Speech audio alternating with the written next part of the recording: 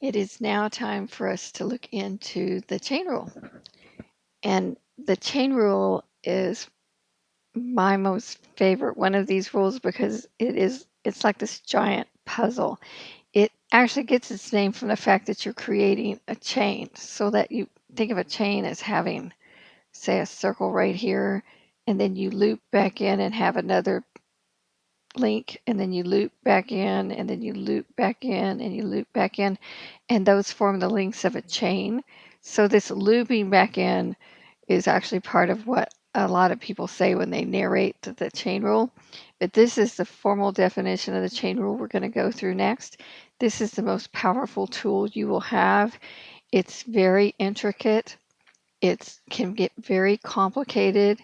It can be very intimidating.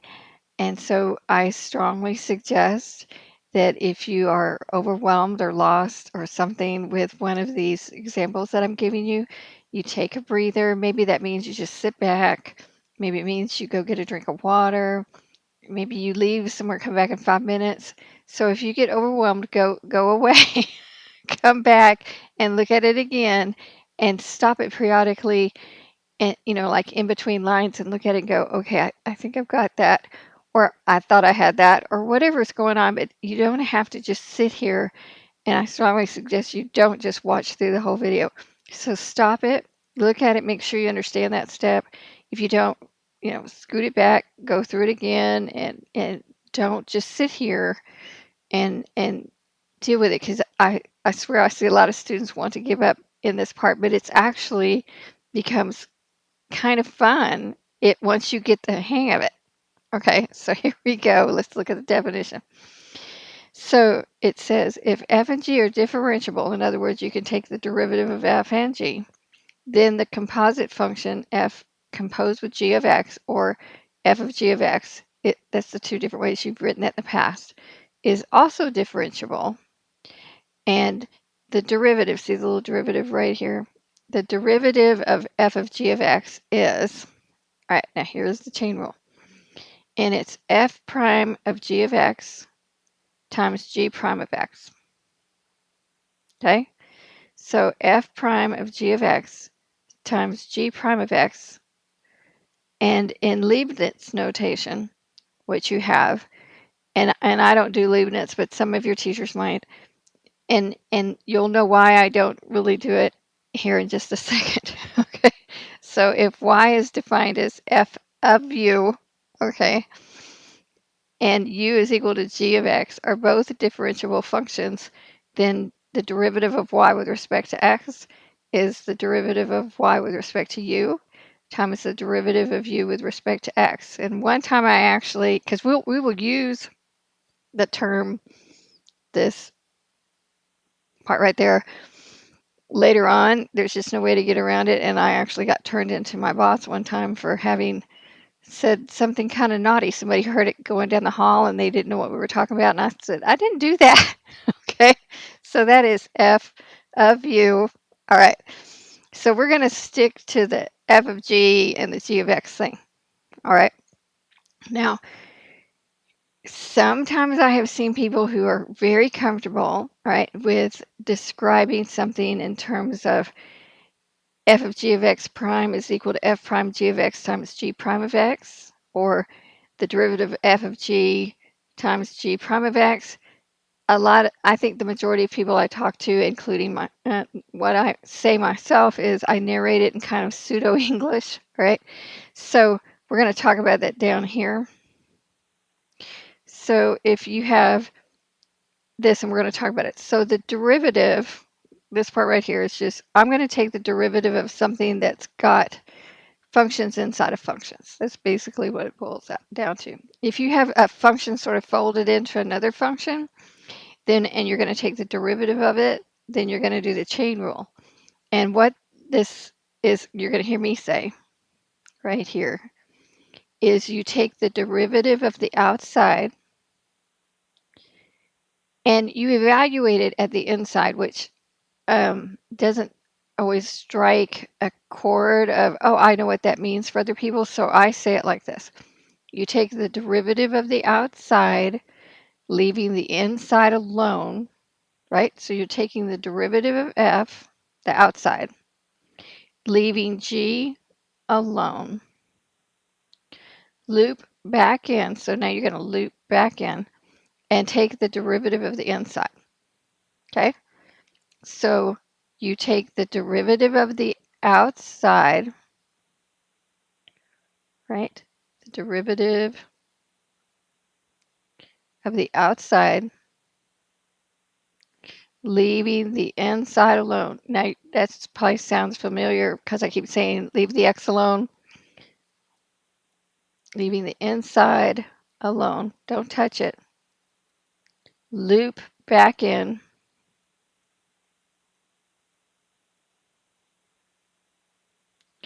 And take the derivative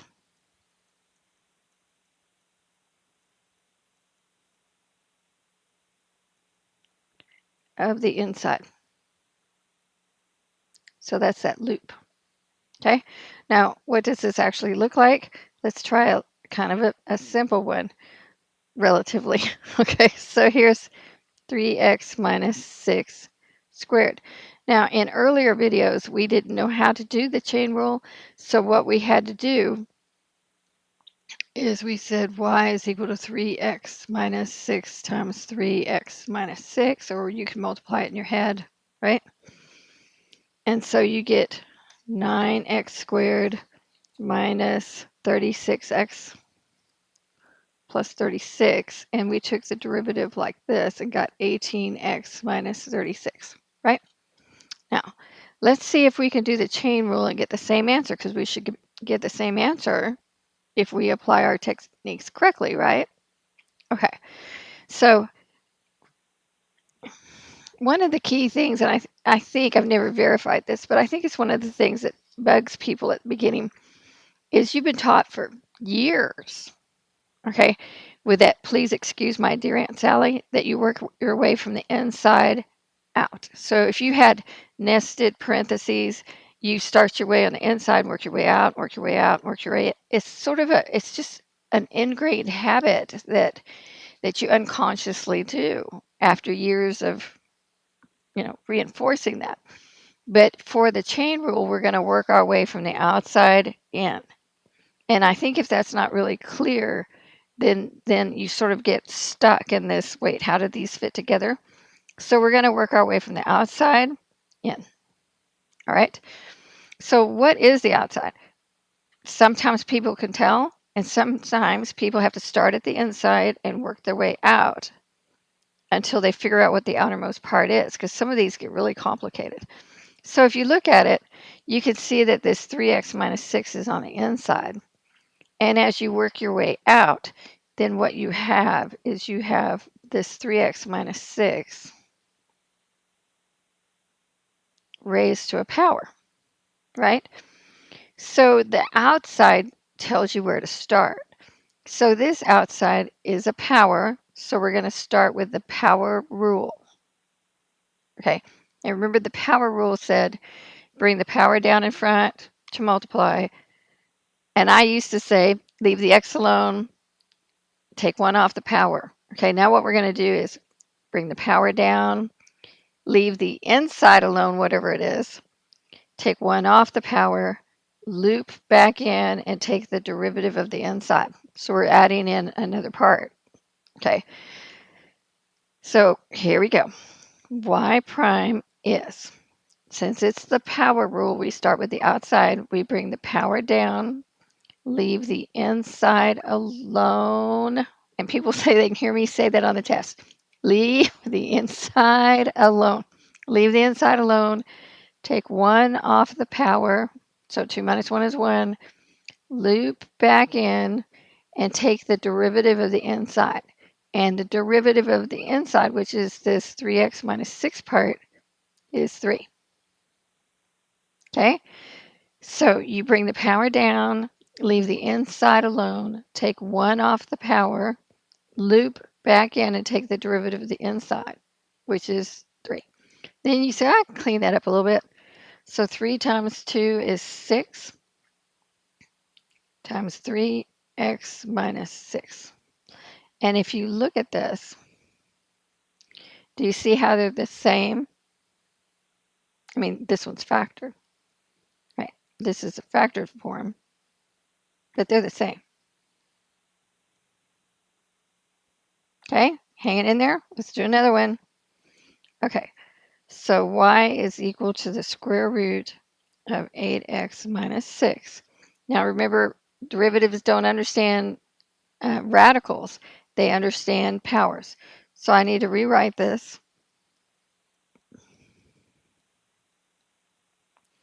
So look at it and see if you can tell the outside from the inside. So that this part here is the outside because the inside is the 8x minus 6. So we look at the outside and we say, what is the outside? The outside's a power. So we're going to start with the power rule, right? So y prime, you bring down the power, you leave the inside alone. Take 1 off the power, loop back in, and take the derivative of the inside, which is 8. You doing okay? All right. So right now we have 1/2 of 8 is 4. 8x minus 6 to the negative 1/2 power. Now, in every teacher is different. Every teacher has the thing that they want you to do. You just have to get used to your teacher, but they're going to demonstrate it in the class. So listen carefully and take notes. But in general, okay, the rule of thumb is that you return it to whatever style, okay, the initial questioner asked you. So this one was started out with a radical as opposed to a power. So I need to change it back to square roots. Okay. And so this negative also says it's not happy where it is.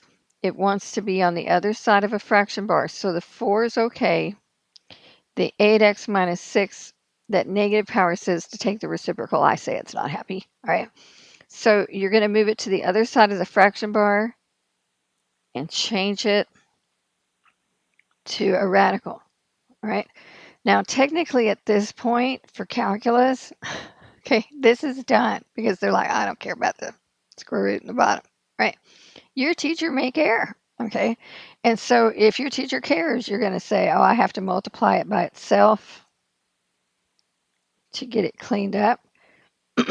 And you would have 4 square root of 8x minus 6. And the square root of 8x minus 6 times the square root of 8x minus 6 is 8x minus 6. And so you go, this 4 does not cancel into this 8 because it has to go into everything on the bottom or not at all, and 4 won't go into 6.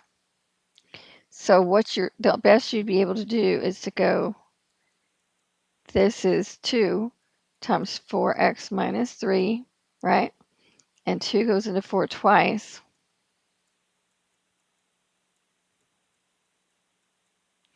And that's a lot of work with a lot of potential for errors. And so I'll be honest with you, if I tell my students I want it back into the form that it started, that's a have to. Okay, so if it started off with radicals, square roots, cubed roots or whatever, I want it back like that. Okay, now I don't insist that they rationalize denominators because I'm going to be honest with you. Okay, look at these two right here.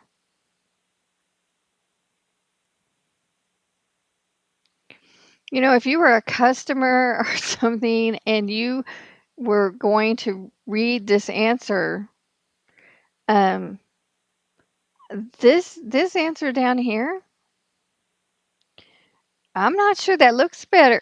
Okay, so it's kind of like, are you sure that's a better? So now the definition is it's been simplified because you rationalize the numerator, but I don't think the part in the red squiggles right down there is simpler looking than this one right here. I mean, sometimes simplified doesn't look simpler. I mean, I hope you've noticed that by now. But on my test, if you go through all this part right here, I give you extra credit because if you do it correctly. So on my test, I would give you full credit for this one right here that's in the blue box. If you go this extra mile, I would give you extra credit. But if you made an error somewhere down in here, I'll take off points, even if you were correct back here. Okay?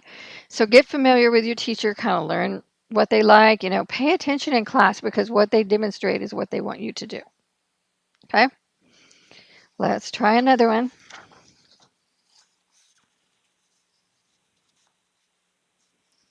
All right, let's do this one.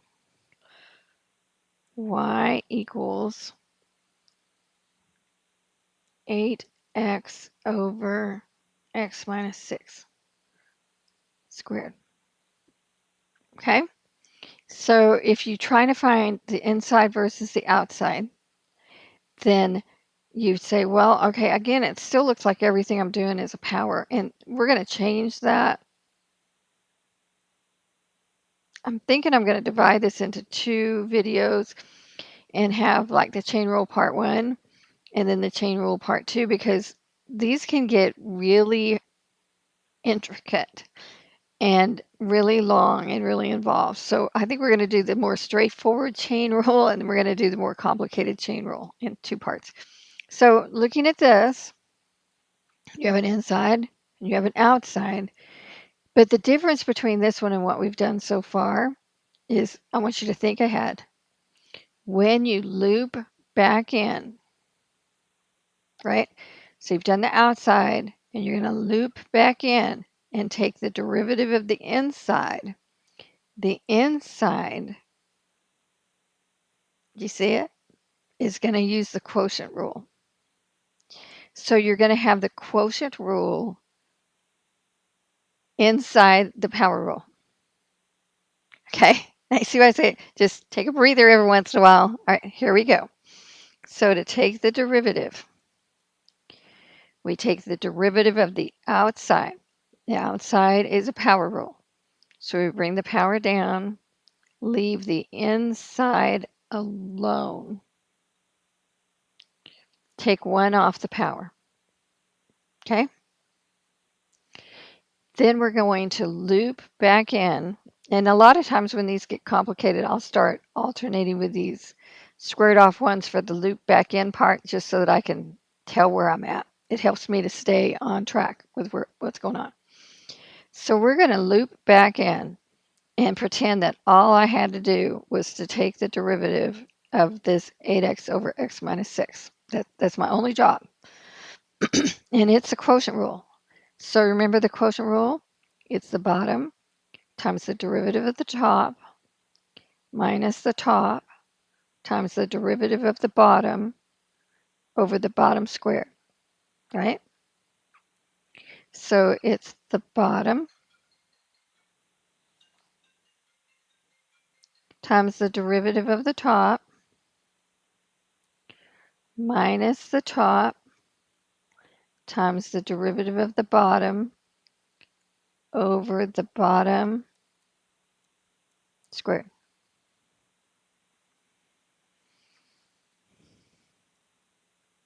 Okay? You okay? All right. Now we're going to do some cleanup. So we have 2, 8x over x minus 6.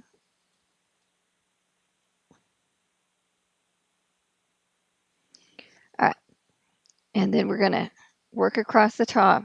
So distributing this across the top, you have 8x minus 48 minus 8x over x minus 6 squared. Okay? Then here's 2.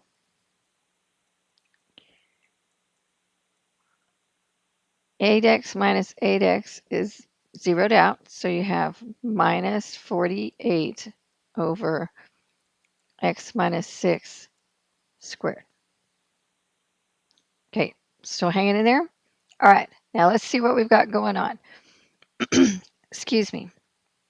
So if you're looking at the numerators, you've got your 2, you've got your 8x, and your minus 48. So we have minus, and when you multiply all this together, excuse me, you have negative 768x. I had to use my calculator on that one. Okay, now that's the numerators. Now look at the denominators, and here you have x minus 6. In other problems, it may not be to the first power, so pay attention to this power out here. And you have x minus 6 squared.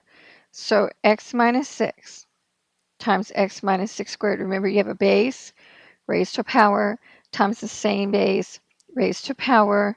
You write the base down, maybe a little neater than I'm writing, and add the powers. And normally, once you get this kind of straightened out, you pull the negative out in front as opposed to leaving it in the numerator. I just wanted you to see where it came from. Doing okay? How you doing? Okay. So let's do one more. All right, and let's do, oh, 2x plus 5 squared times x minus 4 cubed. Okay, now let's kind of work our way through here. So let's just start off with the 2x plus 5. So here's my 2x plus 5. I work my way out to see kind of what's going on. So as I work my way out, I would then come up with this power right here, right? But then it's multiplying this other part over here. So this outside is the product rule. And then inside is the power rule. Okay? So this one's outside is the product rule, and the inside is the power. Okay, now let's try. I don't remember what I actually just erased because I made this up, so let's try this again. So if you have 2, I don't know what I wrote down before. 2x minus 3 times x plus 5. Let's just start there and see what's going on. Okay? All right. Here we go. So when you do this and you work your way out, and this may be different than what it actually started off with, because once I erased it, I thought, I didn't write this one down. All right, so here we go. But it's still the same shape. So if this is y, you start it like this, and you go the outside is the product rule, right? Okay, because you've got inside raised to powers multiplied together. So this is the product rule. So it's the first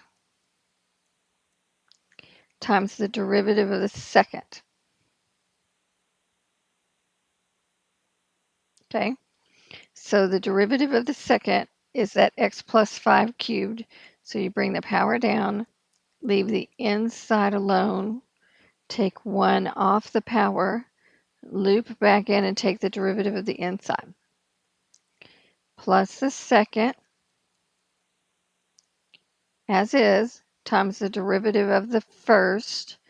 And the first is also the chain rule, so you, as was the other one. So you bring the power down, leave the inside alone, take 1 off the power, loop back in and take the derivative of the inside. How you doing? Okay. So this one let's look at the coefficients. This one has a 3. This one is 4. So there's nothing in common with the coefficients. But do you see how each one of these has a 2x minus 3? And because there's 2 terms, 2 big terms, right?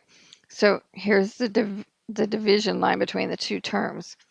So each one has a 2x minus 3, and each one has an x plus 5 factor. And this one has 3, and this one has 4. Okay, so there's no coefficients in common, but those binomials are in common. So let's factor those out. And yes, you have to do that. Okay, this is the calculus line. Now we have to do the algebra.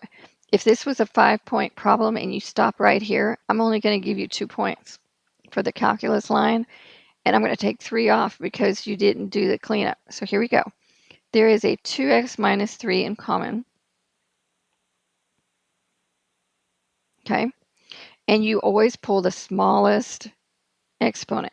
So you've got a 2x minus 3 squared and a 2x minus 3 to the first. So the smallest one is just the first power. So that's what we're going to have. There's also an x plus 5 in common, and you always pull the smallest power.